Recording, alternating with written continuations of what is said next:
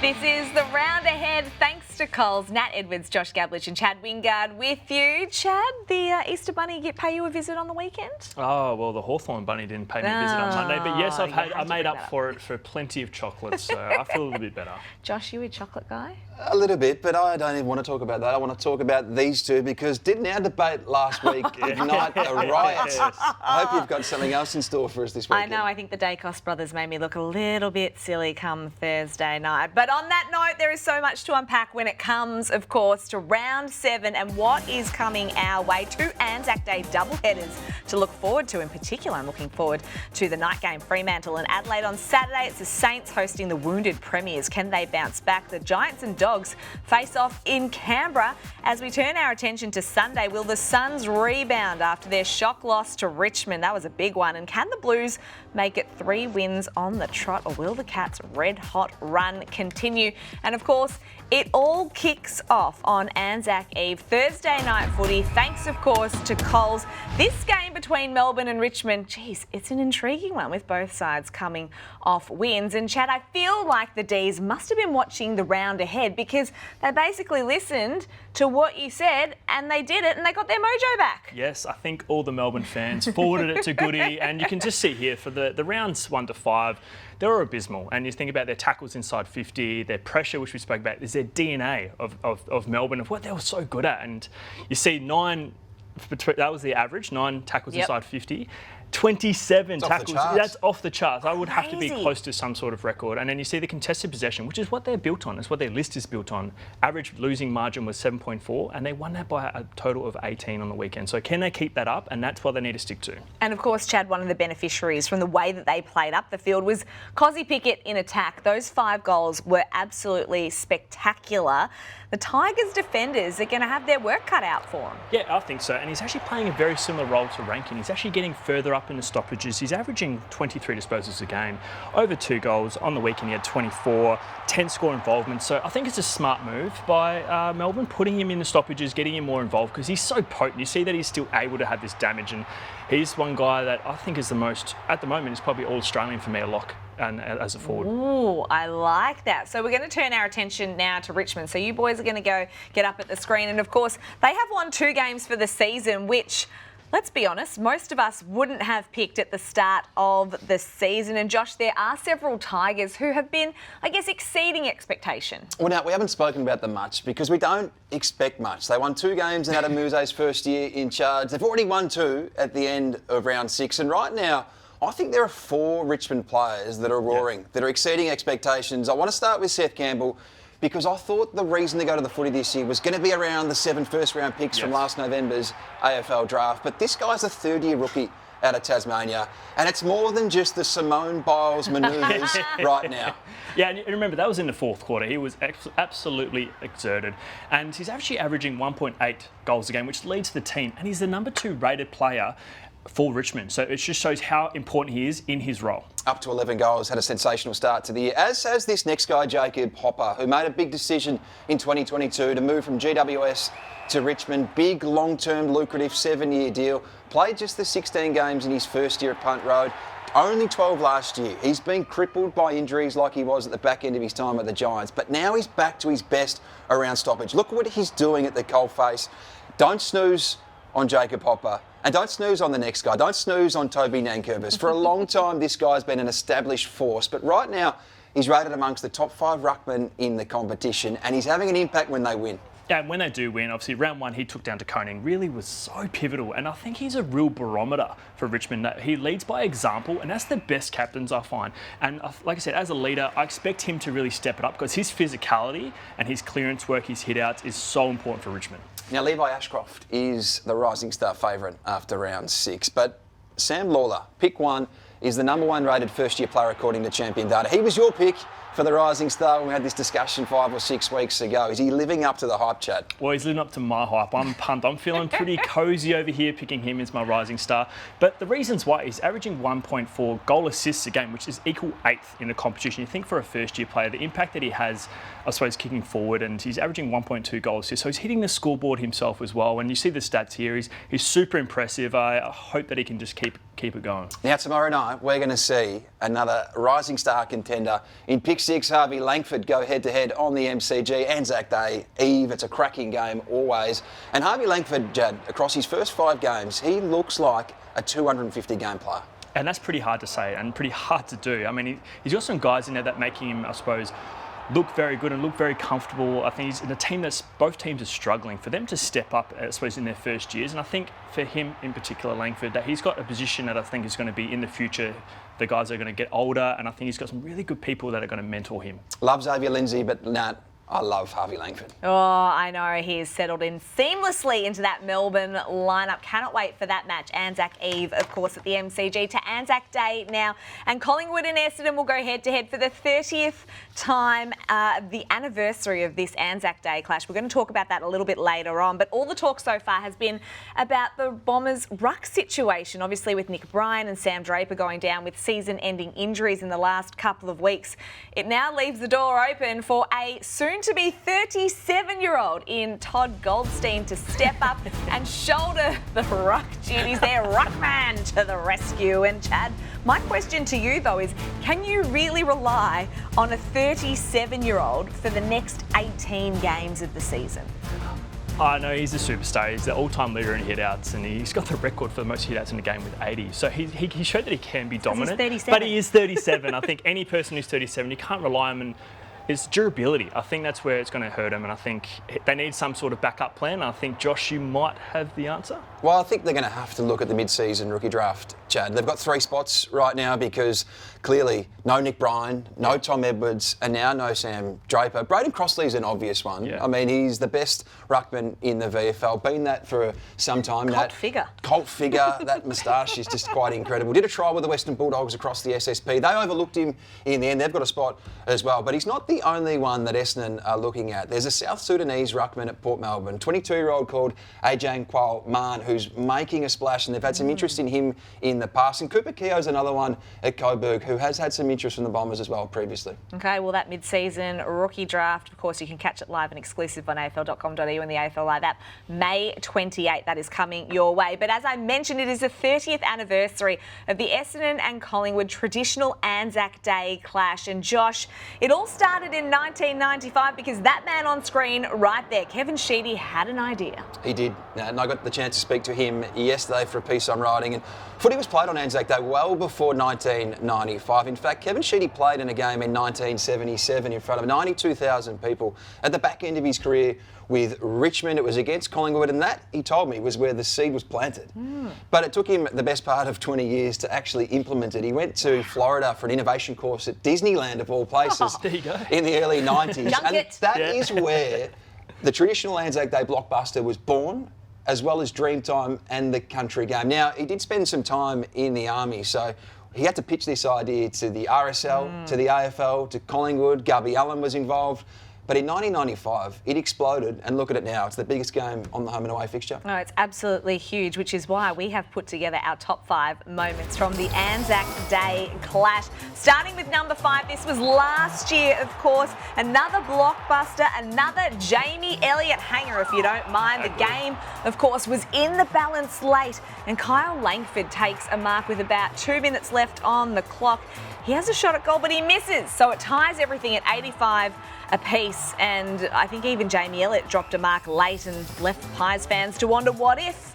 Josh. How about this story, Nat? A 17-year-old Mark McGough, still at high school, in his second game. Best on ground, an incredible performance. Had to go back to school the next day. Yeah, Northcote High. Just imagine sitting there in your BCE English class after you'd won the best on ground the day before. It's a truly amazing story, as is this one, Chad. And this is the 1995 first ever Anzac Day clash, and it was a lockout. I know. Imagine finishing on a draw. I mean, I've done it once, and it's demoralising. You think you can't celebrate. You're on the ground. You see the footage here. I mean, it's a hard-fought game. Both teams going to the wire, and that final siren blows, and no one celebrates. The crowd's almost a lull. Oh, what a moment. Such a bizarre feeling, is it? Sav Rocker kicked 9 goals that day. This is 2012, where Jared Blair ends up breaking Bombers' heart. You see Brent Stanton there. He kicks a goal to put the Bombers in front for probably the first time that day, because the Pies had led until that moment. And then a minute 30 left on the clock.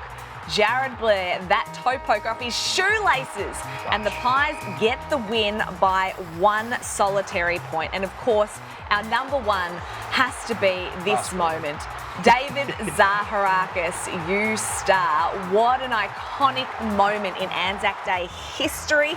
The Bombers kicking 3 unanswered goals after the Pies led for most of the game as well. Zaharakis there, immortalised in Anzac Day history. He was absolutely electric that day. So plenty of moments there, Josh. That one would have broken your heart. Yeah, I don't like seeing the David Zaharakis. I can see the sting. That was still wounded. But it has been a happy day for me. It has. It is a wonderful clash. And we actually have a double header on Anzac Day this year. So the night game is at Optus Stadium. It is Fremantle and Adelaide. This clash, I think, is going to be an absolute belter. The Crows, obviously 4-2. They got the scalp that they needed against the Giants last weekend. But Freo, on the other hand, 3-3. And Chad, we both predicted them to finish top 4 this season, and they've been disappointing. They just don't look like a top 4 team right now. Yes, I had them in my top 4. They have been disappointing, but again, we're getting stuck in, I think, the win-losses. I think the last 2 games that they've lost has been under a goal. So if they win one of them, you start talking about them almost being one of the best and contending sides. So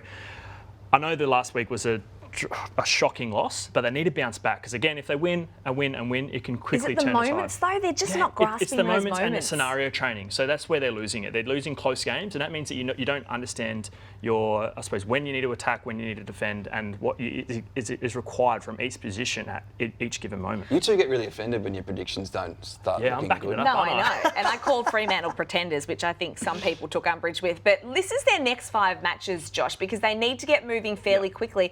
It's not an easy run, and they had, they played the first 6 games with teams outside of the top 8. They could end up ruining those losses now. I mean, they should have beaten Sydney before the run of 3 successive wins, and much like the back end of last year when they lost their last 4 games, they might end up ruining that loss to Melbourne on the weekend. Well, on Saturday night, it is the hook for us because we're off to Manuka Oval where the Giants cannot, and I repeat, cannot let the Bulldogs skipper Marcus Bontempelli do what he did against the Saints last weekend. He was incredible in his first game for the season, and Chad, it's fair to say the Giants probably need to have a plan for him. Well, exactly right. I mean, he had 30 disposals, 2 goals, 2 goal assists, 8 clearance, 12 score involvement. So he impacted the game in every single facet. And one thing for me is that they need to tag him, but you can't put all that onus on one player. We used to have called it head on a platter. When a guy comes on the field, when he comes off, he needs to have at least 10 bruises. He needs to be hit 100 times. So you see how how Dacos has been treated in the first six games. He gets hit off ball all the time. The Bont was just on the week, maybe because it was his first game back. We were just easing him into it. They forgot about him, but he was able to do his own thing. And I think GWS, they don't have a good rivalry with these teams. I think they're going to put a lot more effort, a lot more physicality into the Bont because you can't allow someone of that calibre to just run free. They've got Toby Bedford, but he's 14 centimetres shorter than Marcus Bontempelli. Yep. Would you have a Tom Green really go to him? I think it doesn't matter who the individual is, but it has to be someone. Okay. The more important thing for me for GWS is each line has to knock him anytime because he does sometimes start in a back 50. He started in a back 50 and then he started in a forward 50. So you've got to make sure that wherever he is on the ground that you're hitting him and bumping him, just annoying him because that can make a huge difference. He could stop him running an extra K, could stop him having uncontested possessions because he had way too much of that on the weekend. So we want to see a bruised and battered Marcus Bontempelli. Oh, don't I love the guy? I love him. I love him. He's a star. But the Giants, they do not love him this weekend. Now, of course, we were all relieved when the news filtered through that Sam Darcy has not ruptured his ACL, but he is still going to miss a significant chunk of the season with that knee injury as it stands. It begs the question, and I'll open up to both of you, but how do they replace him? To be honest, I love this question because I was at the game and Buku Karmas was actually started forward, so played forward once the injury happened. Yep. He didn't look as comfortable there as he did in the back line, but then Rory Lobb went back there in I think the last quarter and he showed a bit more potency. He's a bit taller, so it's a bit more of a mismatch. But what actually stood out for me is Norton took flight again. He being the focal point. Maybe that's the silver lining in Bulldogs is that he's going to be the focal point now and he could have kicked 7-8 goals if he kicked straight. So I know it's against St Kilda they dominated, but I would love to see how Norton's going to, I suppose, attack the next few games and next couple of months, however long it takes. Can he get back to his form in 2022? Yeah, the one for me is Sam Davidson. Played a lot there last year. That's where he got drafted. I know he's been great on a wing to start the year, but maybe he spends more time forward. And the one we haven't seen, we might not see him this week, but we might see him in the next month, is Jordan Croft. Father-son recruit, former first-round pick, building quite nicely in the VFL, kicked 4 goals a few weeks ago, so maybe we see a lot more of him through winter. These two have such a nice little rivalry that's been brewing. Of course, they've played some cracking finals as well, but it's the Dogs who have the wood over the Giants. They've won 7 of the last 8 against GWS. 2 of those wins also coming at Manuka Oval as well, so they know how to play in Canberra. Now, the Swans are in struggle town at the moment, and on Sunday they face Gold Coast, and, well, they are a different looking side to the one that ran out on grand final day last year. They've had key injuries to some significant players, and they've had to unearth some new talent and some new faces, and Riley Bice, Josh, is one of those faces. Well, Nat, this time last year, Riley Bice had just moved from Albury to Altona, driven by 2 words, what if? At 23, he didn't want to get to 33 or 53 and live with the regret of never having a proper crack at being drafted. Sean Manor, months earlier, had just been picked by the Cats, and it convinced Riley Bice to finally bite the bullet. Both of them had been through the Murray Bushrangers and been overlooked in their draft years. Both of them had been at the top end, and both of them had starred in the Ovens and Murray Football League before landing at Werribee. But even after the move to Melbourne, Riley Bice still thought he'd spend most of last winter driving home to play country footy. Well, that never eventuated. Werribee picked him in round 1 under new coach James Allen, the Samford grade, and they kept picking him all season. Riley Bice spent each week driving a forklift around a factory in Laverton and each weekend starring at half-back in the yellow and black. By the end of the year, he'd been picked in the Team of the Year and he'd helped Werribee end a 31-year premiership drought. Come November, the Sydney Swans plucked him off the draft board at pick 41, and now Dean Cox is picking him each week to play for the club he grew up supporting. Riley Bice is the latest smash hit out of the Werribee Football Factory. They are stacking up a massive list of AFL graduates, including Jack Henderson and Aidan Johnson out of last year, and he's become a great story to start 2025. Life has certainly changed from living in the Riverina to living in Bondi. Wouldn't you love to live in Bondi? Cannot wait for that game, of course, on Sunday. It is the Sydney Swans and the Gold Coast Suns, that game at People First Stadium. Now, there's an interesting situation that's happening down G-Town way, and the Cats, well, they find themselves, I think, with Hollywood taking over the Cattery, Josh. Well, Nat, while they were getting the job done on Easter Monday at the MCG, a film crew in the US was bumping into GMHBA Stadium. They're going to spend the next 2 weeks filming an NFL movie. Now, it's based around the concept Mr. Irrelevant, which is the moniker for the last pick in the NFL draft. It's quite topical at the moment because Brock Purdy's become a superstar in San Francisco. And if you look for AFL examples, Jake Waterman was the last pick back in 2016. Taylor Walker was the last pick in 2007. Now, both of them were taken there for different reasons. But what does it mean for the Cats? Well, for the next 2 weeks, they're going to be training out of Deakin University in Warm Ponds. They can still use the facility at GMHBA Stadium. They just can't train on the grass. And what I'm told is they've all had to sign NDAs because it is Hollywood. Ooh, I like this. So this is an interesting situation. The Cats playing the Blues, and Chad, the Blues are coming off 2 straight wins, albeit against the cellar dwellers in West Coast and North Melbourne. But do you think that maybe there's a sneaky chance this week? Don't do it. I'm doing it. Oh my God. This is going to be my upset Oh of the round. Let me just paint it out for you. Okay, I think think Carlton are going to win by 8 points. So here's the recipe for success for, I suppose, Carlton. Geelong have got Myers out. So important for him, so important for Geelong with the delivery inside forward 50 and their connection to their forwards. They're coming off a short break. We know how old Geelong are. They've got plenty of players who are, are they going to be able to back it up? Again, I know they've had 2 wins on the trot. Geelong is training, like you just said, and preparing outside the facilities. So can that, I suppose, cause a little bit of unsettlement in that stretch? Last one, Geelong, they're due for a hiccup. They're due for a hiccup. They're due for a hiccup. We've seen teams have a hiccup, obviously, this season. I think Geelong are due. But Carlton, this is what I want to get to. Charlie Curnow has kicked 16 goals in the last 4 occasions. This great man here, he's going to live for me. He's going to live for me. George Hewitt is having a career best year. 30 disposals, 8.2 clearances, which is the 3rd highest in the league at the moment. Cripps hasn't dominated yet, so he's due for a big one.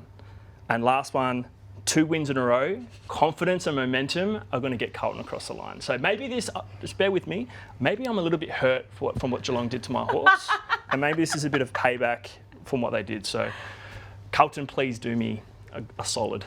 Get this done. 8 points. Oh my God, are you buying what he's selling? Not at all. Come on, mate. Not at all. For a moment, like in our production meeting when you actually went with this, I was like, made some good points. And then hearing you say that you're nuts. You're absolutely off your rocker. Well, we will see and we will revisit this, don't you worry. I reckon you're going to have to do some kind of dare or something if it doesn't work out. Hey, we need to talk about, well, we don't actually need to talk about this game on Sunday because there's not a whole lot of fanfare about a game at Marvel Stadium between Hawthorn and West Coast, but there is one interesting element to it, Chad, and it could be maybe an audition for Oscar Allen and Harley Reid when it comes to the Hawks and maybe some trade targets. And who's that in the screen in the corner sitting there watching these auditions? Sammy Mitchell. It's going to be a little bit more subtle than what's happened previously. But like I said, these guys are amazing. I think, like you said, it's going to be a game that we're hopefully Hawthorn bounce back. But West Coast have showed some signs. They're looking pretty good. But like I said, those 2 boys, be interesting to see how this happens with those conversations I've had previously. Josh, as if Harley needs to actually try out for anything, just come across. I think all 17 clubs are having a look at him. Yeah. Other than West Coast right now, Nat. So, no. Now, Hawks forward, just before we wrap up, Jack Ginnivan, Chad, was dropped last week. He did kick the 4 goals in the VFL. Automatic recall, or does he need another week? No, I believe it's automatic recall. I think Luke Bruce didn't have his strongest performance here, ended up getting subbed out. And like I said, it's all about confidence for Ginnivan, and they played missing shots at goal. They need some goal scoring power. I know he hasn't kicked a lot in the AFL, but this confidence booster I think was the right call. I think is the week you don't wait because they're coming up against some teams that they should win. And I mean, if you wait any longer, he might not get his spot back. So I think you just chuck him in right now. He's got the confidence going. Josh, do you agree? Oh, I think maybe another week. Yeah, I'm with you. Maybe another Give week. him But we another should week. see Henry Hustwaite with no Connor don't get me Nash. excited. Finally, Chad, Don't get Henry me excited. Hustwaite. Yes, I know, has we're to on the come in. campaign bandwagon. All right, that is it for the round ahead. Thank you so much for tuning in. It's all brought to you by Coles. We'll see you again same time next week. In the meantime, enjoy the footy.